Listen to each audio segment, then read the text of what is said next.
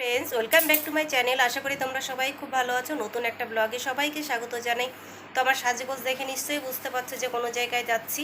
তো একটা জায়গায় যাচ্ছি, তো সেটা যাচ্ছি তেঘরিয়া। আমার দিদির আজকে বার্থডে, মানে দিদির মেয়েই সব অর্গানাইজ করেছে, মানে বার্থডে সেলিব্রেশন করার জন্য। তো ছোট্ট একটা পার্টি, তো আমরা সেইখানটায় যাচ্ছি। তো গিয়ে তারপর তোমাদেরকে দেখাচ্ছি। তো তোমরা তো দেখলেই যে আমি সাদা পরেছি, মানে সাদা ড্রেস পরেছি, তো ওই জন্যে সাদা পার্সটা নিচ্ছি। তো কেমন লাগবে সেটা একবার বলো, সাদা পার্সটা কেমন সেটা একবার বলো। তো এটাও আমি অনলাইন থেকে নিয়েছিলাম বছর খানিক আগে।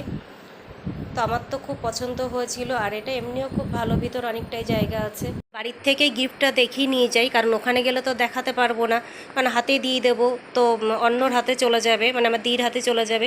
তো দিদির জন্যও নিয়েছি সাদা, মানে আমার দিদি সাদা খুব পছন্দ করে, মানে সব কিছু সাদা পছন্দ করে। তো এটা একটা 3 পিসের, মানে চুড়িদার সেট আর কি। তো এমনি দেখতে খুব সুন্দর, আর কাপড়ের কোয়ালিটিটা খুব ভালো। তো এই দেখো, তো আমি খুলে আর দেখাচ্ছি না, কারণ এখনই বেরোবো, তো দেরি হয়ে যাবে। তো অটোয় করে যাচ্ছি ভিআইপি রোড দিয়ে। আর এখন তো সন্ধ্যা হয়ে গেছে, এই 7:45 মতন এরকম বাজে। তো আমাদের কেষ্টপুর থেকে না তেঘরিয়া যেতে একদমই সময় লাগে না, অটোয় করে 5 থেকে 6 মিনিটের মধ্যেই পৌঁছে যাওয়া যায়। তো তেমন অটোয় করে আমরা চলেও আসলাম। আর যখনই এসছি তখনই দেখি যে দিদির কেক কাটা শুরু হবে, মানে সব কিছু গোছানো হয়ে গেছে, কেকটা রেডি করা হয়ে গেছে। আর খাওয়ার টেবিল, এটা খাওয়ার টেবিল, তো খাওয়ার টেবিলের পাশে সবাই বসেও রয়েছে। তো এখানে কাউকে কাউকে চিনি, কাউকে কাউকে চিনি না, কারোর মুখ চেনা, আর কয়েকজনের সঙ্গে খুব ভালো করে পরিচিত। কারণ ফ্ল্যাটের যারা, আমি তাদেরকে খুব ভালো করেই চিনি, আমি যখন গেছি তো সবার সঙ্গে খুব ভালো চেনা পরিচিত ছিল, তো সবার সঙ্গে দেখা হলো।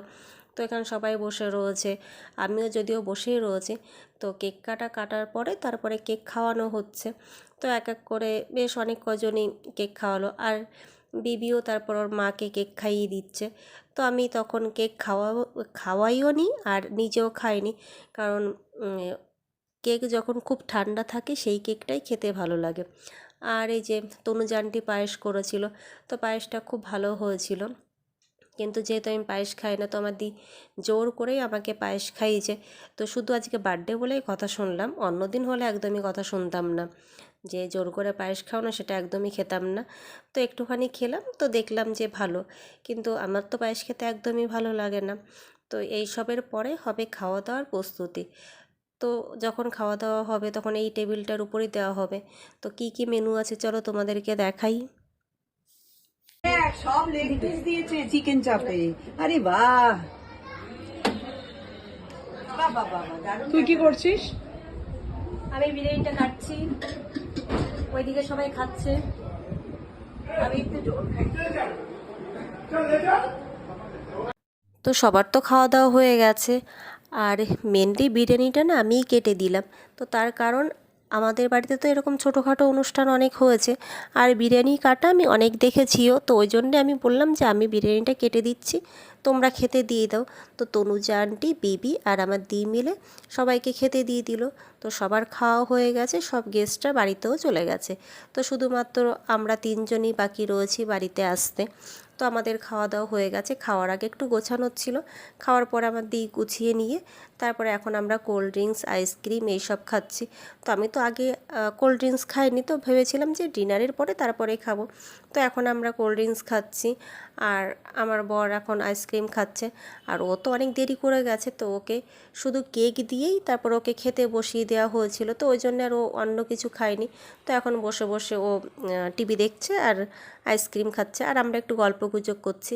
আর তোমাদেরকে না এই জায়গাটা না দেখালেই না, এটা খুব সুন্দর একটা শখের জিনিস রাখার মতন জায়গা। আমার দি যত সব, মানে শখের বাসনপত্র সব এইখানটায় রাখা, যত সব কাপের সেট, তারপরে গ্লাসের সেট, কিছু ডিনার সেট, কিছু ফুলদানি, মানে সব সুন্দর করে, এত সুন্দর করে গুছিয়ে রাখা, প্রত্যেকটা জিনিস এত পরিষ্কার পরিচ্ছন্ন করে রাখা, খুবই সুন্দর মেনটেন করে রাখা হয়েছে এইখানটায়। তো এই জায়গাটা তো আমার খুব ভালোই লাগে, মানে এত গোছানো থাকে বলে। তো এবার তো অনেক রাত হয়ে গেছে, আমাদের বাড়িতে আসতে হবে, দেখতে দেখতে 12টা বেজে গেছে। তো এখন সব গল্পগুজব হয়ে গেছে, তো আমরা কিছুটা ছবিও তুলে নিয়েছি। তো এখন বাড়িতে চলে আসব। তো তোমরা যারা আমার ভিডিও দেখছো তো সবাই আমার দিকে আশীর্বাদ করো যে উনি যেন সুস্থ সবল থাকে, সারা জীবন এরকম হাসি খুশি থাকে। আর ভগবানের কাছে প্রার্থনা করো যে এরকমভাবেই যেন সব কিছু ঠিকঠাক থাকে। আর অবশ্যই আমার চ্যানেলটাকে সাবস্ক্রাইব করো। টাটা।